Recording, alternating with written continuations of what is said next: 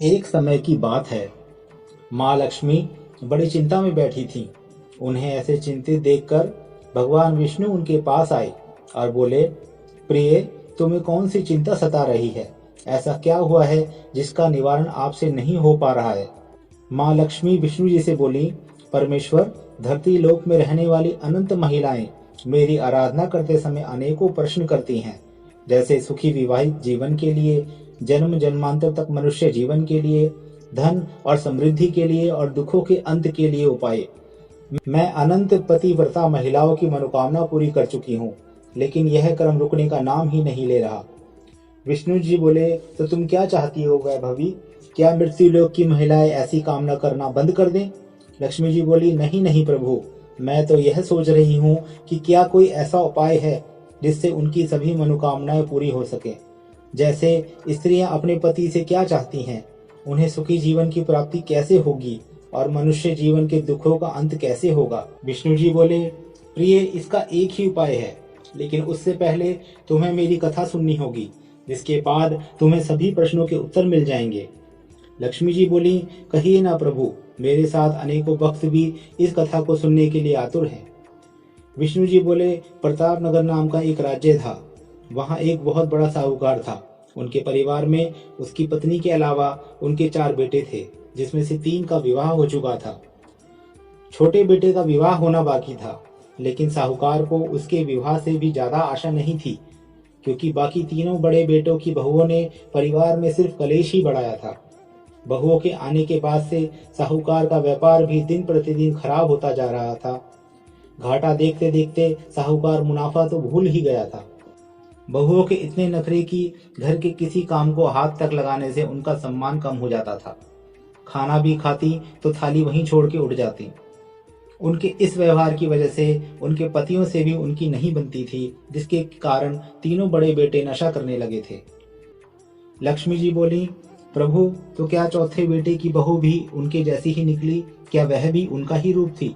विष्णु जी बोले, वैभवी, छोटे बेटे अजय को एक बार व्यापार के किसी काम से नजदीक के एक छोटे से गांव में जाना पड़ा। वहां उसने एक सुंदर कन्या को देखा, जो दिन रात घर के कामों में लगी रहती थी। वह वहां के एक बड़े साहूकार की बेटी थी। अजय को उस कन्या से प्रेम हो गया। जब उसने अपने पिता को यह बात बताई तो उन्हें कोई इनकार नहीं था। उन्होंने उस साहूकार से बात करके अपने बेटे का विवाह उस कन्या से करवा दिया। जब नई बहू घर में ससुराल आई तो उसे बड़ा आश्चर्य हुआ कि उसके ससुराल का वातावरण बिल्कुल भी संस्कारी नहीं था, लेकिन उसने किसी का विरोध नहीं किया और अपने धर्म का पालन करने लगी। अगले ही दिन नौकरों के होते हुए भी छोटे बहू रसोई में सबके लिए भोजन बनाने लगी। उसे ऐसा करते देखकर उसकी सास वहां आई और बोली, बहू, तुम भोजन क्यों बना रही हो? तुम्हारी जेठानियां कोई काम नहीं करती तो तुम व्यर्थ क्यों मेहनत कर रही हो? बहू बोली, सासू माँ, मैं एक विवाहित स्त्री हूँ और मेरे पास पुण्य कमाने का सबसे अच्छा मार्ग यह है कि मैं अपने परिवार की सेवा करूँ। एक विवाहित पुरुष का कर्तव्य होता है कि वह अपनी पत्नी की सभी आवश्यकताएं पूरी करे, और वह मेरे पति कर रहे हैं। भोजन बनाने के काम से न सिर्फ मैं अपना कर्म कर रही हूँ, बल्कि अपने पुण्य कर्मों को भी बढ़ा रही हूँ, और यह अवसर मैं खोना नहीं चाहती। बहू की यह बात सास के हृदय को छू गई। अगले दिन सुबह स्नान आदि करने के बाद सास भी भोजन बनाने के कार्य में लग गई। जब बाकी बहुओं ने सास को कार्य करते देखा तो वह उनसे बोली, सासू माँ, आप भोजन क्यों बना रही हैं? हमारे पास इतने नौकर चाकर हैं, यह तो उनका कार्य है। इस पर सास बोली, मैं एक सांसारिक स्त्री हूँ, मेरे पास अपने पुण्य कर्मों को बढ़ाने का कोई और मार्ग नहीं है, इसलिए मैं भोजन बनाकर उनमें वृद्धि कर रही हूँ। यह सुनकर तीनों बहुएं सोचने लगी, यह तो सही बात है। परिवार की सेवा करने से आसान माध्यम नहीं हो सकता अपने पुण्य कर्मों को बढ़ाने के लिए। अब तो परिवार में प्रतिस्पर्धा होने लगी। भोजन बनाने के समय, घर की सफाई करने के लिए, कपड़े धोने के समय, बर्तन धोने के समय बहुओं के साथ सास में भी बहस होने लगी। ससुर के साथ सभी बेटे भी इस परिवर्तन को देखकर आश्चर्यचकित थे। बड़ी मुश्किल से पूरे परिवार ने दिन और समय में अपने कार्यों को बांट लिया। अब क्या था, एक बहू खाना बना रही है, दूसरी कपड़े धो रही है, तीसरी बर्तन मांज रही है और चौथी घर की सफाई कर रही है। बहुओं के व्यवहार में ऐसे परिवर्तन के बाद तीनों बेटे भी सुधर गए। वह अब समय पर कार्य पर जाते और वहां से सीधा अपने घर पर आते। परिवार में निरंतर बढ़ रहे प्रेम और सुख की वजह से उनका व्यापार भी अच्छा चलने लगा था। सभी ओर से मुनाफे की सूचनाएं आने लगी। साहूकार बहुत खुश था। उसे पता था कि यह सब उसकी छोटी बहू के आने से हुआ है। उसने अपनी चारों बहुओं के लिए नए आभूषण और वस्त्र बनवाए। अब परिवार में किसी प्रकार की आर्थिक तंगी नहीं थी, इसलिए छोटी बहू ने दान पुण्य करना शुरू कर दिया। वह न सिर्फ अपने कर्मचारी और नौकरों की मदद करती, बल्कि नगर के अन्य गरीब परिवारों की सहायता भी करने लगी। जब यह बात बाकी बहुओं और सास को पता चली, तो उन्होंने छोटी बहू से इस संबंध में प्रश्न किया।